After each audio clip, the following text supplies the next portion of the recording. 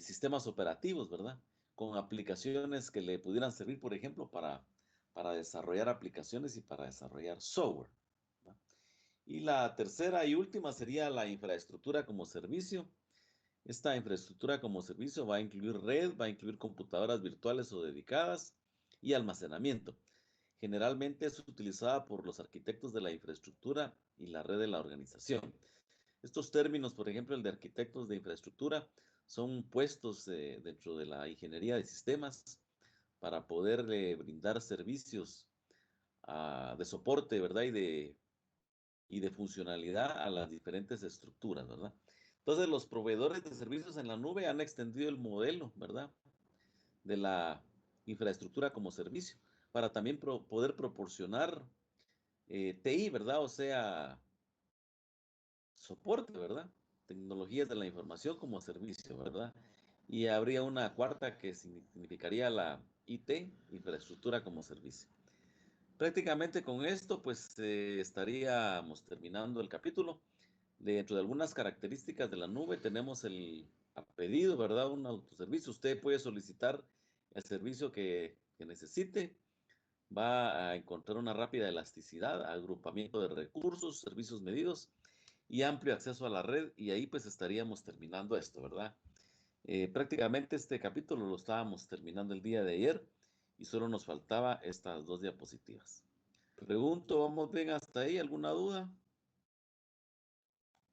Voy a dejar Pues de no, profe. compartir. Perfecto, gracias José Manuel.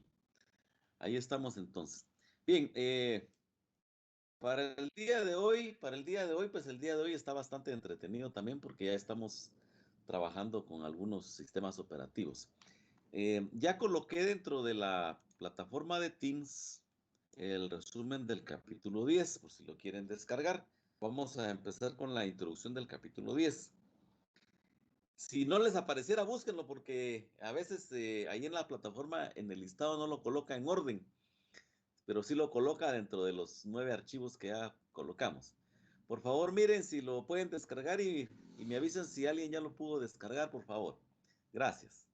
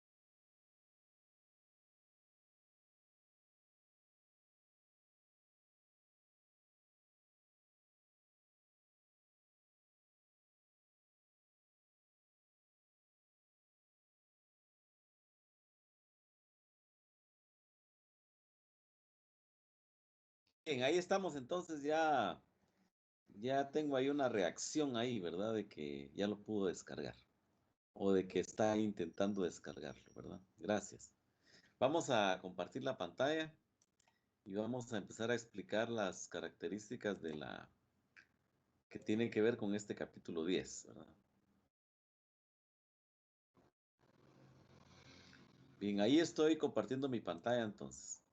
Ya sabe que si no la visualiza, estoy en el resumen, ¿verdad? La presentación del capítulo 10 que tiene que ver con instalación de Windows. ¿Se ve la presentación? Pregunto. Sí, profe, se ve. Gracias, gracias, gracias. Bien, entonces este capítulo tiene tres secciones. En la 10.1 explica los sistemas operativos modernos y los requisitos que se necesitan para poder instalar sistemas operativos, ¿verdad? Describe las funciones de los sistemas operativos y describe los requisitos de hardware y software necesarios para cada sistema operativo, en este caso, las variantes que tiene Windows. Y también explica el proceso de actualización de un sistema operativo, ¿verdad? ¿En qué consiste la actualización? El capítulo 10.2 tiene que ver con la administración de discos. Ahí pues hay un par de laboratorios en donde hay que crear particiones de Windows con la utilidad de administración de discos y explica la administración de discos. Este capítulo no tiene muchos laboratorios, ¿verdad? Tiene un par de laboratorios nada más, o tres, calculo que son. Ahí los vamos a ir explicando. De hecho, vamos a variar un poco el orden, ¿verdad? De los laboratorios. En la sección 10.3, pues es instalación de Windows. Mire, instale un sistema operativo Windows, ¿verdad? Instalar sistema operativo de Windows, describir las opciones de instalación personalizadas y describir en qué consiste la secuencia de arranque y archivos de registro. Bueno, aquí prácticamente está parte de la teoría que tiene que ver con la instalación de un sistema operativo. De hecho, pues yo pienso que ya la mayoría tiene instalado este Windows, pero vamos a verificar dentro de un rato, porque estos dos sistemas nos van a servir, tanto el Linux que habíamos dejado para el día de ayer y el Windows que habíamos dejado de reto hace casi que al inicio del curso. Vamos a ir preguntando ahí de forma individual cómo les ha ido, si lo pudieron instalar y si ya lo tienen instalado, ¿verdad? Porque los dos sistemas nos van a servir para realizar algún tipo de configuraciones y no necesariamente las tendrían que hacer en su máquina, ¿verdad? Sino que configuraciones dentro de la máquina virtual y entonces ahí pues no va a haber ningún inconveniente con alguna configuración que de repente pensaran que la pudieran hacer de forma errónea o equivocada y pensarían que de repente se les va a arruinar su máquina, entonces en la máquina virtual pues no hay ningún problema. Si se arruina la máquina virtual pues se vuelve a crear una nueva, ¿verdad? Bien, más adelante voy a explicar en qué consiste esto, ¿verdad? Pero sí voy a necesitar que tengan esos dos sistemas operativos instalados y después del examen vamos a empezar a hacer una retroalimentación a ver cómo les ha ido y voy a pedir también que me puedan mostrar, si fuera el caso, pues los sistemas operativos que ya tienen instalados en su máquina virtual. Bien, antes de continuar con los procesos que nos rigen ahí sobre la instalación, hay que hablar algunos términos que se aplican al sistema operativo.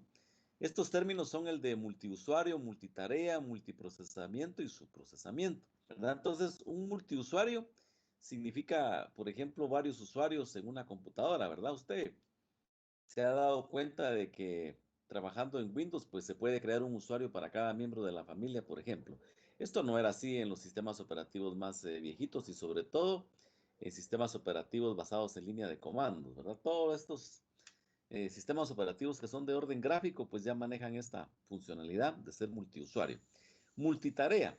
¿En qué consiste la multitarea? Pues nos habla de que la computadora va a ser capaz de operar varias aplicaciones en forma simultánea, así como lo estamos operando ahorita, ¿verdad?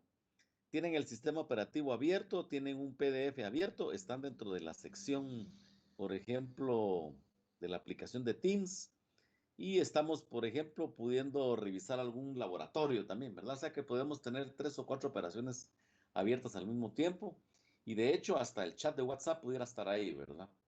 Esta multitarea, pues es un proceso, ¿verdad? Es una funcionalidad que tienen las computadoras modernas dadas a su capacidad de proceso, ¿verdad? El multiprocesamiento, esto menciona que el sistema operativo puede admitir 2 o más CPUs, ¿verdad? Entonces, una forma, por ejemplo, de cómo generar o poder tener más CPUs son los de varios núcleos. Pero también hay computadoras, por ejemplo, en servidores, dependiendo modelos y marcas, que pueden traer al menos 2 o más microprocesadores en la misma tarjeta, ¿verdad? Entonces, a eso se le denomina el multiprocesamiento, cuando puede admitir 2 o más CPUs. Y el subprocesamiento significa que se puede dividir en partes más pequeñas que se van a cargar tal como el sistema operativo lo necesite. Entonces, este subprocesamiento va a permitir que se ejecuten distintas partes de un programa en forma simultánea. Entonces, esos 4 términos, pues son términos que se aplican a los sistemas operativos y sistemas operativos modernos, ¿verdad?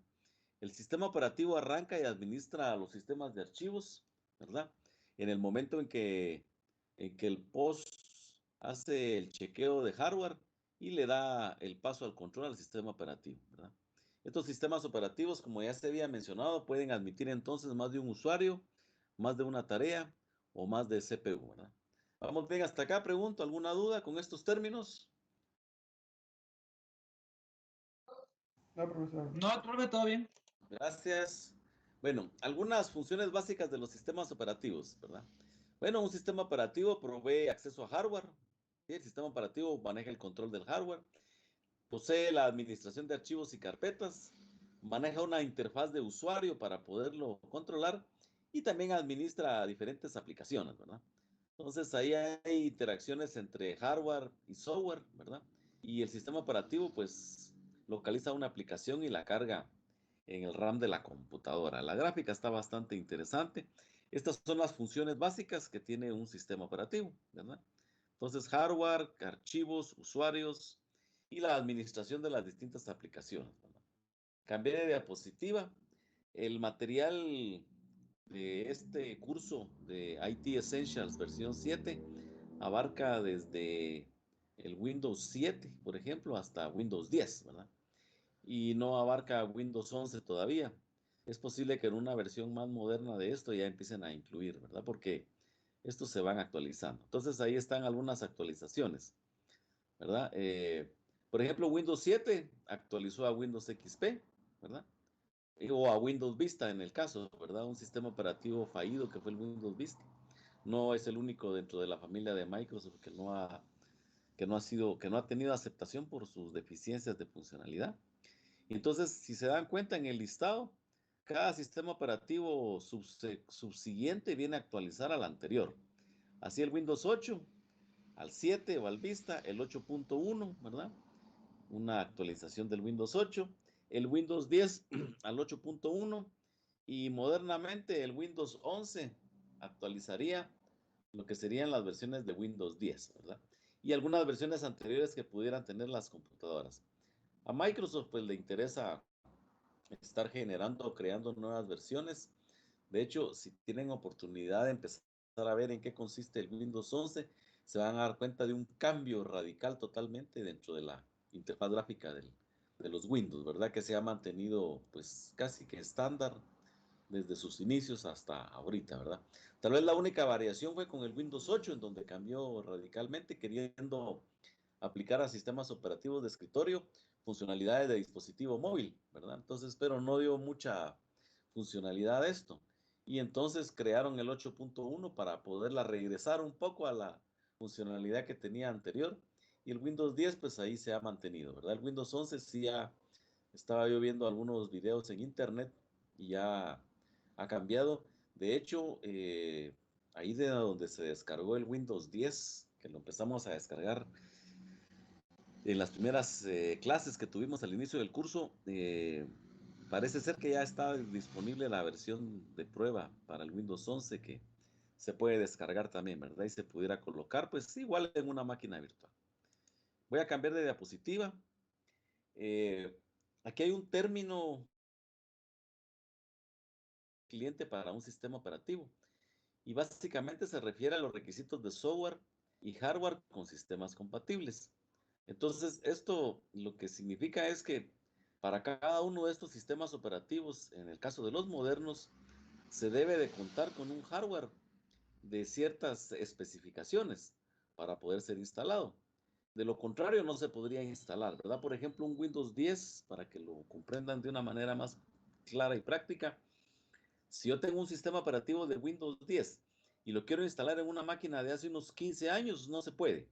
No se puede, ¿por qué? Porque la máquina no tiene los suficientes requisitos de procesamiento, ¿verdad? En el CPU, los suficientes requisitos de memoria RAM y los suficientes requisitos de almacenamiento en disco duro, por ejemplo, ¿verdad? Entonces no se podría, no se podría.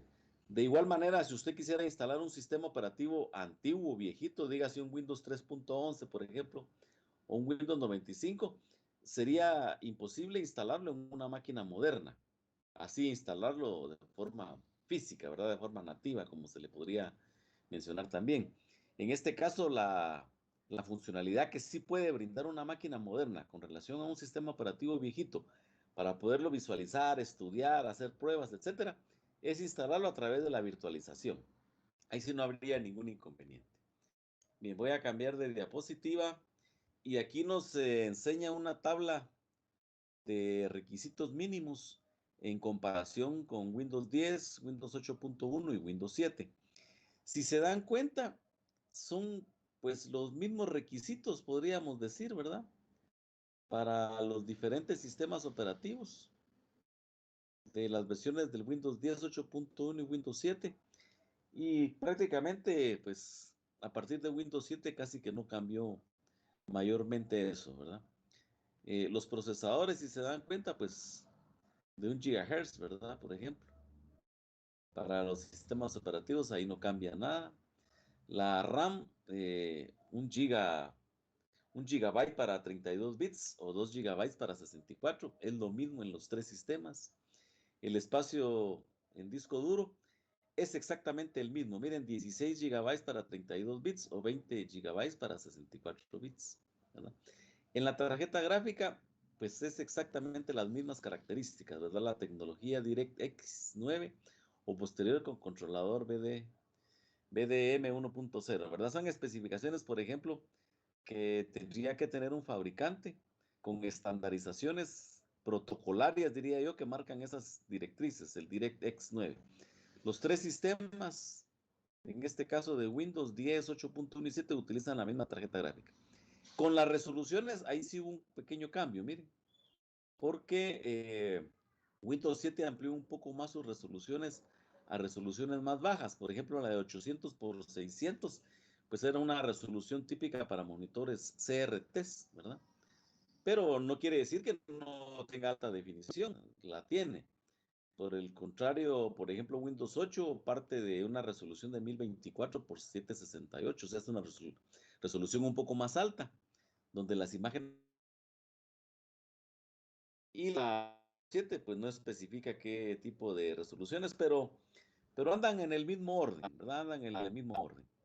Las conexiones a Internet, pues es necesario realizar actualizaciones y algunas características, por ejemplo. ¿Alguna duda con esta tabla? Pregunto. Requisitos mínimos de hardware y software. ¿Estamos bien? Sí, profe. Estamos bien, profe. Gracias. Todo bien. Bueno, aquí cambié de diapositiva. Estoy hablando de la arquitectura de los procesadores, ¿verdad? La arquitectura de los procesadores, pues normalmente en estas máquinas de escritorio y portátiles va a encontrar usted que va a encontrar las arquitecturas de 32 bits y de 64. Obviamente, un sistema operativo instalado en 64 bits va a tener mucho más acceso a memoria RAM que un sistema operativo instalado en 32 bits, ¿verdad? Por ejemplo, 32 bits le va a aceptar un máximo de 4 gigabytes de memoria RAM, mientras que en un procesador o en una arquitectura, ¿verdad? Va a tener un espacio mucho más flexible a partir de los 4 gigabytes para poder instalar sistemas operativos. Entonces habla de compatibilidades con el procesador de 32 bits y va a admitir sistemas operativos de 32 y de 64 bits. Entonces un sistema operativo de 64 bits es mucho mejor. Pero ¿qué sucede? Usted necesita una computadora que tenga un hardware, específicamente un microprocesador que pueda trabajar con esa arquitectura. Voy a cambiar de diapositiva y aquí habla esta sobre la actualización del sistema operativo y hay un procedimiento ahí, por ejemplo, para verificar si hay compatibilidad del sistema operativo, ¿verdad? Entonces, antes de uno, por ejemplo, si usted tuviera un sistema operativo anterior a Windows 10, en este caso, antes de instalarlo, pues en algunos procedimientos, Microsoft manda, por ejemplo, esa aplicación que está ahí, miren, donde usted puede verificar si su hardware soporta esa actualización. Porque si su hardware no la soportara, no lo va a poder instalar, ¿verdad? Yo pienso que en la actualidad, pues todos ustedes están desarrollándose o recibiendo este curso, pues dentro de un Windows 10, ¿verdad? Pero es hay compatibilidades para la mayoría de aplicaciones actuales a partir de Windows 7, ¿verdad? De Windows 7 con un Service Pack 1 se le llamaba, que fue una actualización que vino posterior a la instalación de Windows 7 y después con el Windows 8.1, ¿verdad? Entonces, la compatibilidad básicamente va a realizar un escaneo, ¿verdad? Un chequeo de su hardware, de su máquina, para comprobar si sus requisitos soportan, en este caso, el sistema operativo, ¿verdad? Voy a cambiar de diapositiva y aquí está, por ejemplo, imagínense la fecha, dice descargar Windows 10, octubre 10 de 2018, había una update que estaba disponible en este momento, ¿verdad? Y ahí se podía proceder a poderlo empezar a descargar. O sea que pues Windows 10 ya tiene varios años de estar funcionando y de hecho yo menciono que es que hay una actualización a Windows 11, ¿verdad? A Windows 11. Y de igual manera, ¿verdad? Como habíamos hablado, del sistema operativo actualiza uno más viejito, en este caso Windows 11 estaría actualizando Windows 10. Migración de datos. Este término se utiliza cuando se hace una nueva instalación de sistema operativo. Por ejemplo, si usted migró de Windows 8.9, perdón, 8.1 a Windows 10, puede aplicar esta herramienta, ¿verdad? De migración de datos para que en el sistema operativo moderno le pueda aparecer las características que tenía en el sistema operativo anterior. Desde hace varias instalaciones de los Windows, de los diferentes Windows, se estaba dando la funcionalidad, ¿verdad? De que al instalar el sistema operativo de forma completa, haciendo un sistema operativo nuevo, todos los archivos que tenía en la máquina anterior, todo el Windows viejito, quedaba en una de las carpetas de sistema, uno de los directorios. Hablar de directorio de carpeta es lo mismo, ¿eh? Directorio, carpeta. Entonces, dentro del disco local C, en Windows, ahí aparece una carpeta cuando se ha realizado una actualización donde dice Old Windows, ¿verdad? Entonces, en este caso, ¿verdad? Hay las herramientas de migración de usuario como lo es el USMT o el Windows Easy Transfer, ¿verdad? Que son opciones que trae propiamente los Windows para poder efectuar esta migración. Yo en lo particular recomiendo que si se hace una actualización nueva, pues realizar un backup de todo lo que se tiene y volver a hacer una instalación nueva, ¿verdad? Ya no traer nada de la máquina viejita, porque incluyendo las aplicaciones que se instalan, en algunos casos requieren alguna actualización también, ¿verdad? Entonces, a veces hay problemas con las instalaciones cuando se quiere empezar a utilizar unas aplicaciones antiguas, ¿verdad? Y aquí vendría la sección 10.2, que es la instalación de Windows, ¿verdad? Entonces aquí pues cambié de diapositiva. Voy a hacer una pausa aquí. Permítame un momentito.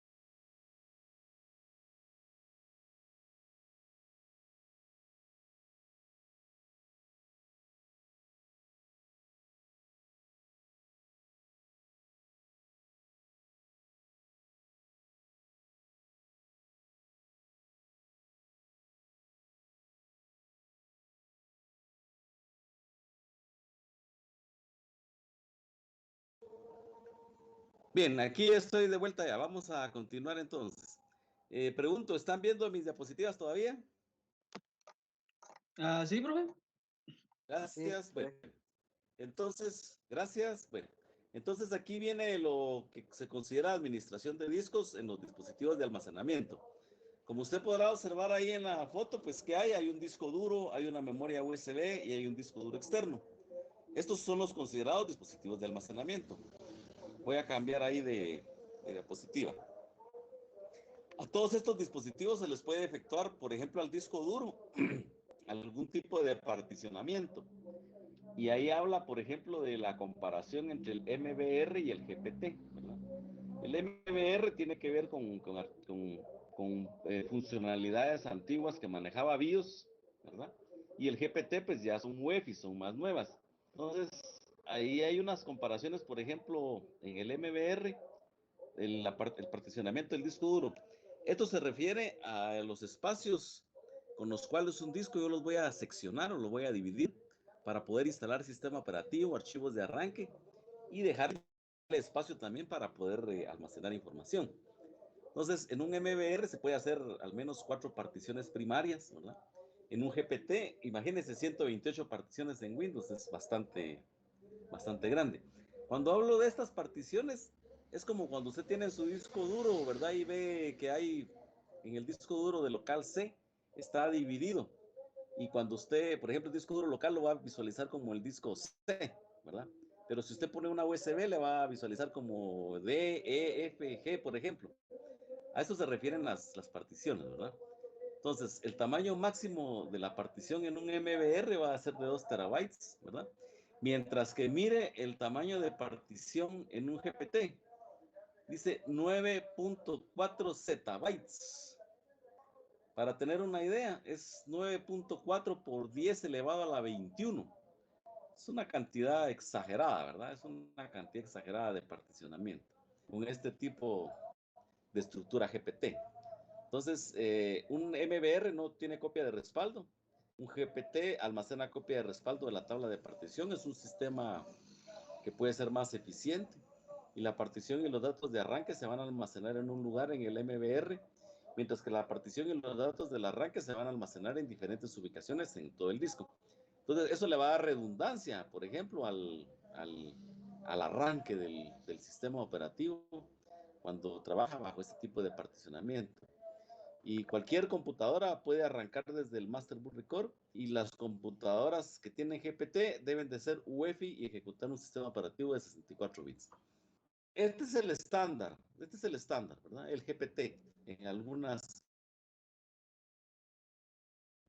Hay un ejemplo, por ejemplo, de discos y unidades, cambié de diapositiva, ¿verdad? Hay partición primaria, partición activa, partición extendida, unidad lógica, hay disco básico, disco dinámico y hay opciones de formateo dentro de las opciones que hay en el disco duro, ¿verdad?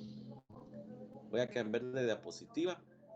Aquí habla, por ejemplo, de los sistemas, de los NTFS, los FAT32, y estas fueron formas, diría yo, ¿verdad?, de poder manejar los particionamientos, y estas fueron creciendo, ¿verdad? El sistema más actual es el NTFS, ¿verdad? Los FAT, por ejemplo, son File Allocation Table, es como el índice en el disco duro, ¿verdad? Esto dio paso al New Technology File System, que es el NTFS, en donde esto puede funcionar de mejor manera. No sé, alguien tiene su micrófono ahí, nos interfiere un poco con el audio. Quiero ver quién está para silenciarlo. No, ya lo controló, ¿verdad? Pues yo estoy aquí con audífonos y luego escucho, ¿verdad? El ruido de interferencia cuando se está dando, ¿verdad? Bueno, cambiamos y aquí viene la demostración de utilidad de administración de discos y la partición de discos. Fíjense que está este video que luego viene, hay un video, dos, y viene la práctica de laboratorio de particiones de Windows. Eh, yo quiero pasar, o sea, me gustaría que vieran los videos, pero no los miren ahorita, ¿verdad? No los miren ahorita. Vamos a ver los procedimientos de arranque igual. Y en esta práctica de laboratorio sería la creación de una partición de Windows, ¿verdad? Entonces, yo quiero cambiar un poco el orden de esto, ¿verdad? Quiero cambiar un poco el orden de esto. Entonces, ahí está pendiente. De hecho, no he colocado todavía los laboratorios en el capítulo 10, ¿verdad? ¿Cuáles son? Pero me interesa que vayamos avanzando ahorita con la parte teórica para darle paso a lo que tenemos programado el día de hoy, ¿verdad? Sería el examen a las 7 y después del examen vamos a empezar a revisar las instalaciones, cómo les quedaron, ¿verdad? Entonces, instalación y secuencia de arranque. Aquí menciona que en esta práctica de laboratorio usted va a instalar un sistema operativo de Windows 10. Perfecto. Aquí era donde quería yo llegar. Voy a dejar de compartir la pantalla. Compartir la pantalla. Bueno, pregunto. No sé si me pueden levantar una manita ahí de los compañeros que hayan podido instalar el Windows 10 la primera vez que yo lo solicité. Levánteme una manita y déjenla levantada. Nehemías lo instaló, Javier también David. Quiero ver quién es más. Vamos a ver.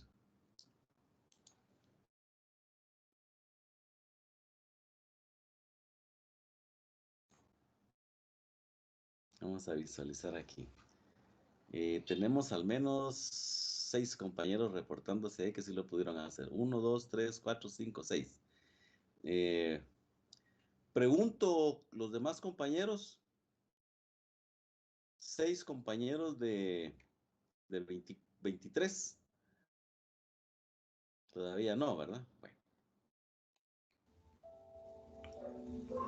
Disculpe, con respecto a eso de la instalación del Windows 10, a mí me costó un poquito, bueno, bastante, porque no me dejaba la máquina virtual, no me dejó nunca, entonces, Y no la ha podido instalar todavía. no. Ah, vaya. ¿Y el Linux? ¿El Linux sí lo pudo instalar?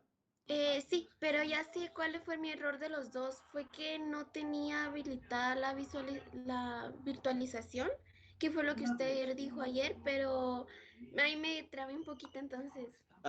Bueno, pero qué bueno que ya lo pudo solucionar, ¿verdad? Sí. Y hablamos desde el principio, hablamos de esto, ¿verdad? Pero así es como uno va aprendiendo, ¿verdad? Y sobre todo cuando uno está tratando de intentar hacer las cosas. Bueno, pueden bajar la mano, muchas gracias. Entonces, sí, ¿verdad? Qué bueno que ya se pudo instalar. Como les menciono, sí vamos a necesitar, ¿verdad? Que tengan ese sistema, porque hay muchas configuraciones que vamos a realizar ahí, ¿verdad? Para poder hacer miren, el capítulo, el 11, tiene una cantidad de laboratorios exagerada, ¿sí? Exagerada, es una cantidad de laboratorios, porque tiene que ver con las configuraciones de Windows, entonces sí voy a necesitar que la puedan realizar, ¿verdad? Bueno, alguno de los compañeros que levantó la mano que tienen su sistema operativo de Windows 10, no sé si nos lo pudieran mostrar, por favor. Ahí sin compromiso, ¿verdad? Se lo puede mostrar ahí en su máquina. Que pueda compartir su pantalla y que lo pueda ver. A ver, ¿quién es el valiente ahí?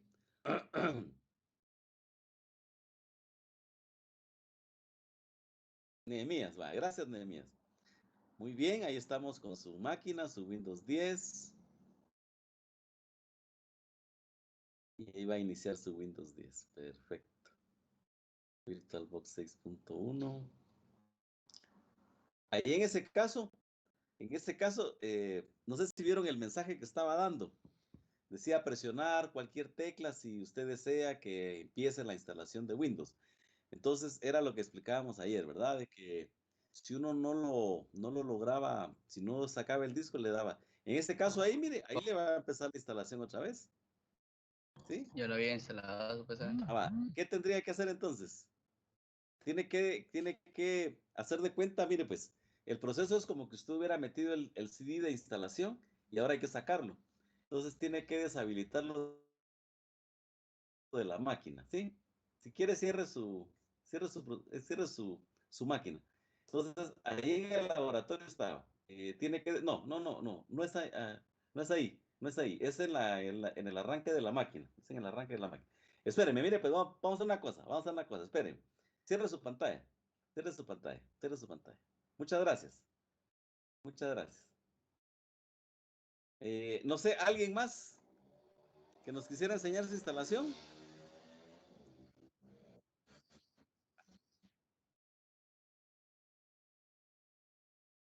¿Ya tiene?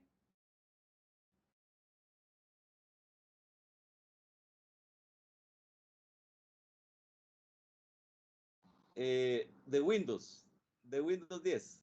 Todavía el Linux no. El Windows, estamos.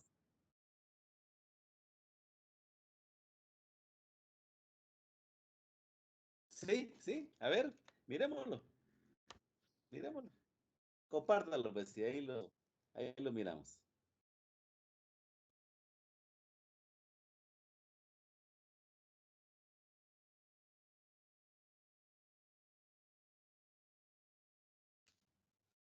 ¿Puede compartir su pantalla para que vayamos viendo ahí? Por favor.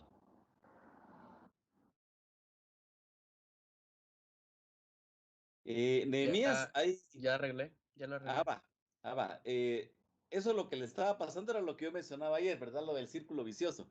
Que si usted no deshabilita el disco del ISO donde lo quitó, ¿verdad? Donde se montó, entonces la máquina, cuando arranca, le está otra vez entrando a la instalación. Ahí está. Perfecto. Ahí estamos bien. Se ve muy bien. Vaya. Muchas gracias. Gracias, Javier Alejandro.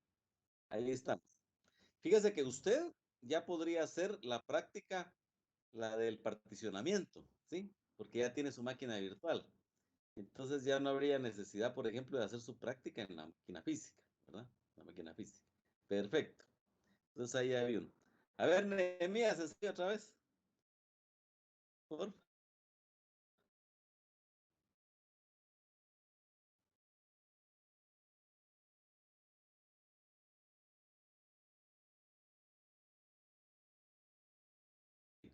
Ahí está bien, ahí está perfecto. Ahí está perfecto. Ahí está perfecto. Vaya, muchas gracias. Ahí estamos entonces. Va, entonces vuelvo a hacer la observación, ¿verdad? Necesito que tengan esta máquina instalada, ¿verdad? Y pues seis compañeros se pronunciaron de 20 y pico, ¿verdad? Entonces quisiera ver qué más hicieron ahí. Bueno, ahora pasemos con la de Linux. Quiero ver el Linux. Joana, no sé si hizo usted la de Linux. Joana Milarrey. Perdón si no pronuncio bien su nombre, ¿oí?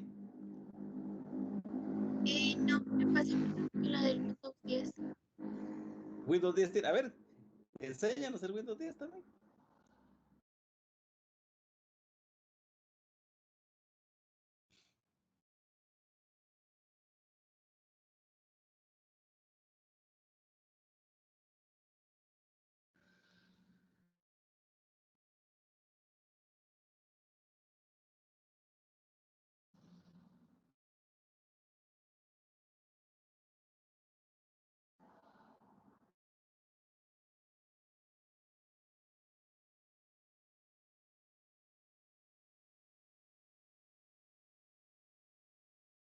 Si se puede, perdón.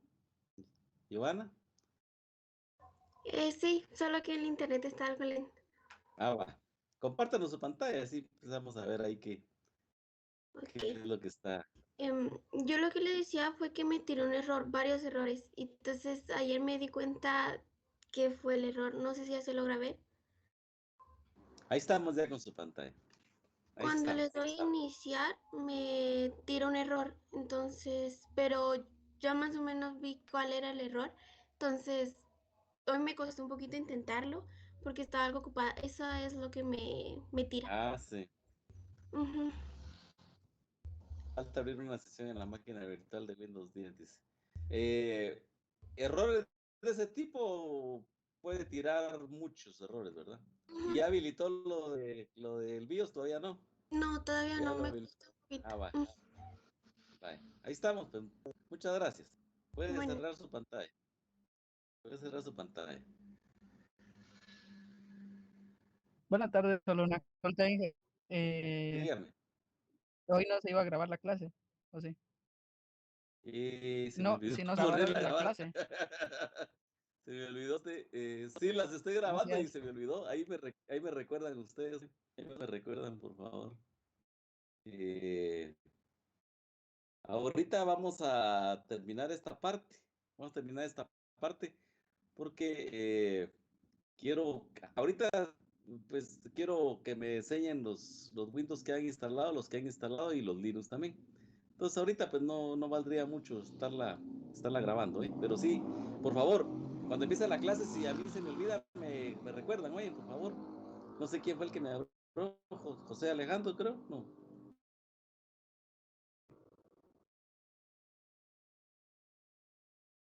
Así es. Bien, vaya, muchas gracias. Gracias. Mañana me recuerda hoy, al inicio de la clase, por favor.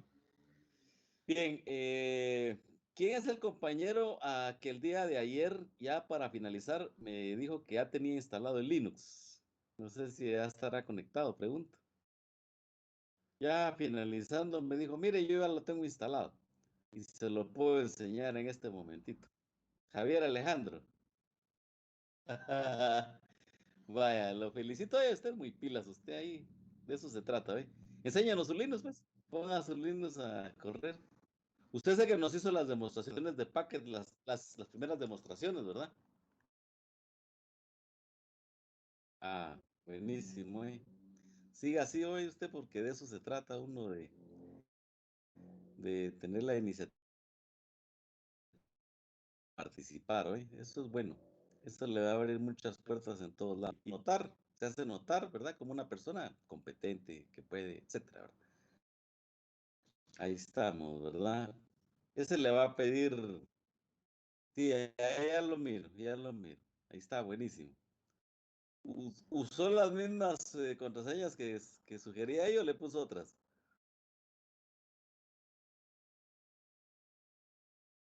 Ah, va,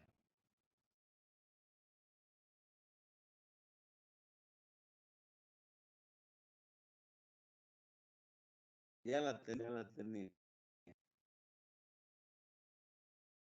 No había terminado la instalación. Sí, pues. Ah, bueno. Ahí estamos. Ahí está la interfaz, ¿verdad? Qué bonito. ¿Qué Ubuntu es este? El que instaló el 20, 19, ¿se acuerda?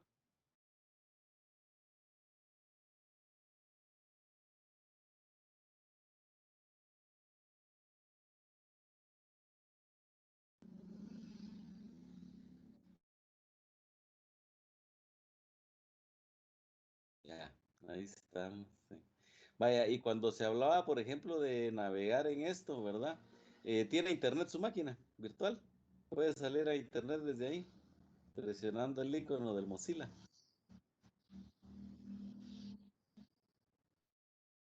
Era en la, Era la configuración, hay que hacerla antes, hoy en la tarjeta de red, en las configuraciones de la máquina. Pero puede visualizar abajo si está conectado. También ahí abajo, ahí en la parte de abajo hay unos iconos donde... y- ajá.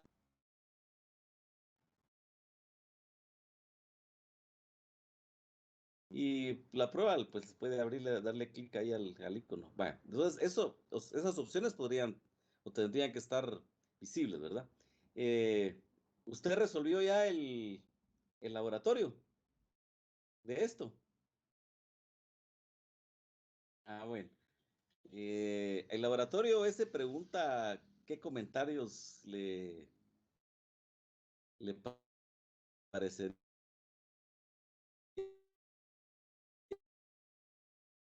¿A usted qué le parece este sistema? No sé si ha tenido oportunidad de usarlo o no lo ha podido usar todavía.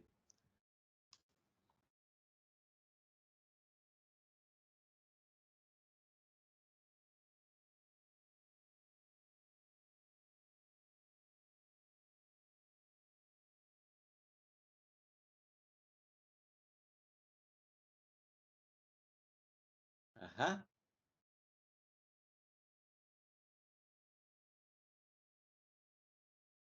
para poderlo configurar. Básicamente le comento esto, esta máquina se va a conectar a través de la máquina física. Se va a usar los requisitos de la máquina física para poder salir. Normalmente en todas estas máquinas hay que configurar la tarjeta de red, pero propiamente en las configuraciones de la máquina virtual. Ahí va a encontrar varias opciones para poder hacerlo, ¿sí? Entonces, por defecto en algunos casos viene habilitada, ¿verdad? Entonces es cuestión de ver eso. Esa sería una de las funcionalidades que tiene la máquina virtual, por ejemplo. Y la otra es, por ejemplo, poder compartir archivos entre la máquina física y la máquina virtual. Anteriormente, en estos hipervisores de máquina virtual, había que hacer una serie de configuraciones. Hoy es un poco más práctico. Y es con solo, simple y sencillamente, a veces arrastrar un objeto, ¿verdad? Un directorio, una carpeta desde el escritorio de una hacia la otra y puede quedar configurado. Esa es otra de las funcionalidades, porque me serviría a mí, por ejemplo, si yo quisiera hacer una instalación, por ejemplo, yo quisiera instalar un Office en el Windows 10, tendría que colocar el archivo adentro de la máquina virtual. Entonces tengo que configurar la opción de que hayan carpetas compartidas en la máquina física y en la máquina virtual, por ejemplo. No sé si se entiende esa parte, ¿verdad? Entonces, eso tiene que poderse hacer también, ¿verdad? El internet, el compartir archivos, ¿verdad? Entre una máquina y la otra. Y algo que me parece a mí interesante con esto, por ejemplo, ahí mire, en los iconos que tiene a la izquierda, en ese panel de ahí, abra el que parece Word, el de abajo del ojito, del Readbox, ese. Dele doble clic ahí o un clic, a ver. Ese se llama LibreOffice, LibreOffice Writer. Ese es una especie de Word, fíjese, y ya está, viene por defecto ahí. Entonces ya no necesitaría usted, por ejemplo, instalarle ningún paquete ofimático a esto, ¿verdad? Y hay compatibilidad en la mayoría de casos. Si usted quiere abrir archivos de tipo con extensiones del archivo Word, aquí lo puede ver. Entonces ahí, si se da cuenta, mire, parece, ¿verdad?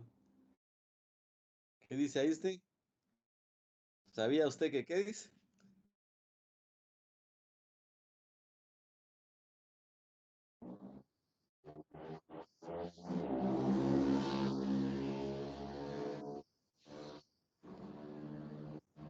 Los slides son como las diapositivas.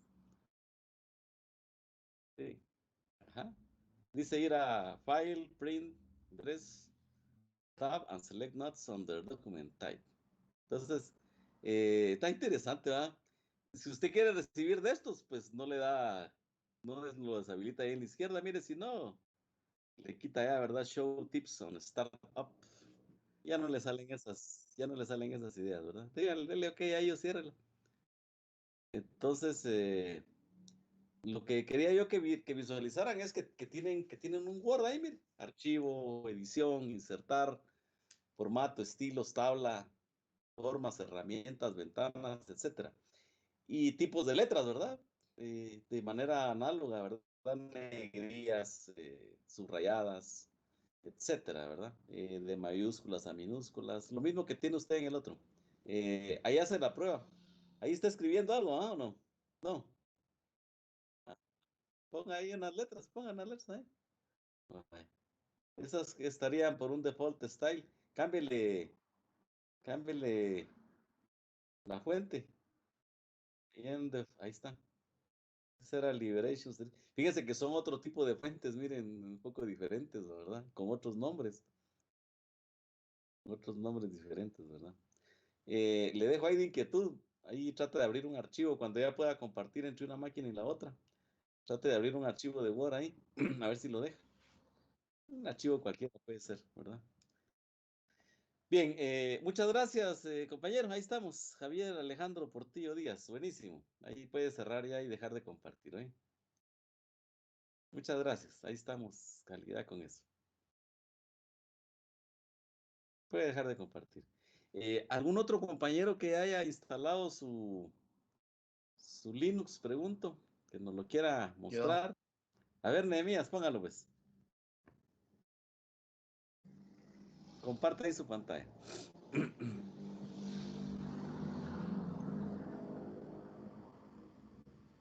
estamos, ¿verdad?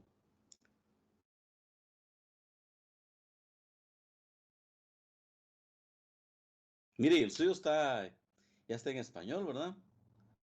Qué bueno, mire. Es que el suyo es más nuevo, 21. Y mire, cambió, el compañero tenía ¿qué era? Un jaguar, creo que era un tigre. ¿Y este qué es? Este es un panda, ¿no? Es un animal del Madagascar, no sé cómo se llama. Ah, de Madagascar, ¿no? ¿Cómo se llaman estos Pues yo le miro cara de marsupiales? lemur. Ah, ese es. Eso. Eso es, cabal.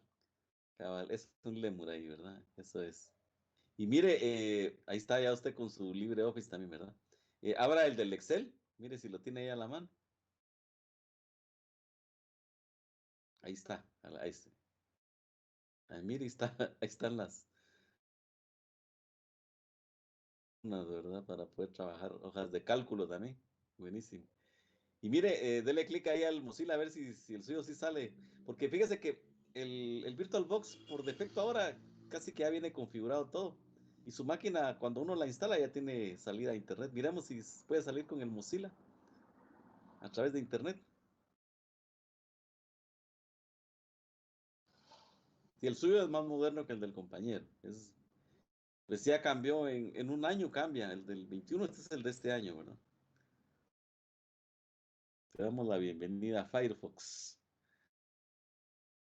A ver a dónde quiere entrar usted. A la Wikipedia, mire, ahí está. Ah, mire, ¿qué le parece? Sin configurar nada, mire. Ahí está ya en la Wikipedia, ¿verdad? Entonces, imagínese la versatilidad que puede tener usted en un momento dado de estar usando esta máquina virtual en vez de la física, ¿verdad? Y en este caso ya tiene un sistema operativo. Y es obvio por la rapidez con la que ingresa y puede navegar que tiene una buena máquina física ahí, ¿verdad? Donde está alojada la máquina virtual. Vaya, ahí estamos usted, Nehemías, buenísimo. Muchas gracias. Ok. Bueno, entonces, gracias a usted. Puede dejar de compartir ya. Bueno, entonces, por favor, ahí se recuerdan que la siguiente máquina que vamos a empezar a utilizar, ya en el capítulo 11, que tiene una bueno, de hecho, en este capítulo ya, ¿verdad? Ya voy a colocar ahorita en el periodo que estamos en examen, voy a colocar los laboratorios. Entonces, el primer laboratorio, el de crear las particiones, ese lo tiene que hacer ahí en la máquina virtual. Si no la tiene instalada, pues ahí hay que empezar a instalarla, ¿verdad? Hay que empezar a instalarla y ver que le pueda funcionar. Y en el Linux también va a haber una serie de prácticas un poquito más adelante, en donde se va a utilizar, por ende, pues se necesita también, ¿verdad? Que esté puesta. No sé si alguien tiene algún comentario, alguna pregunta con relación a sus máquinas. Pregunto, a sus máquinas virtuales. Bueno, entonces son las 6 de la tarde, vamos a habilitar el examen del capítulo 7. Bueno, voy a cerrar el micrófono un momentito, voy a activar y les aviso cuando ya esté el examen del capítulo 7 activado. Gracias.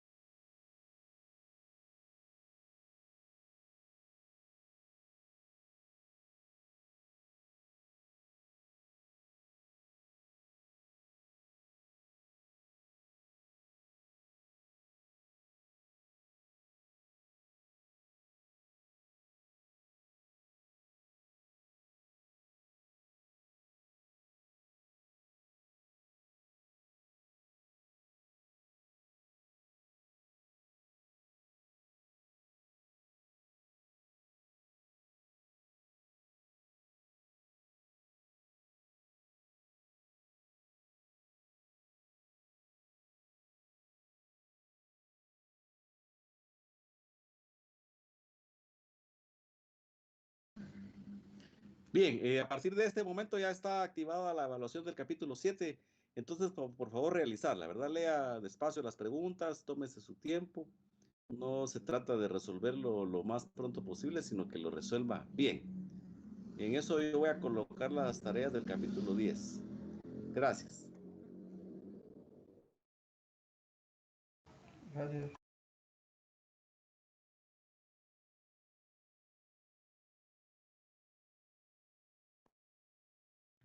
Profe, disculpe, a mí no me deja entrar a la evaluación, me dice que no la ha activado para mí.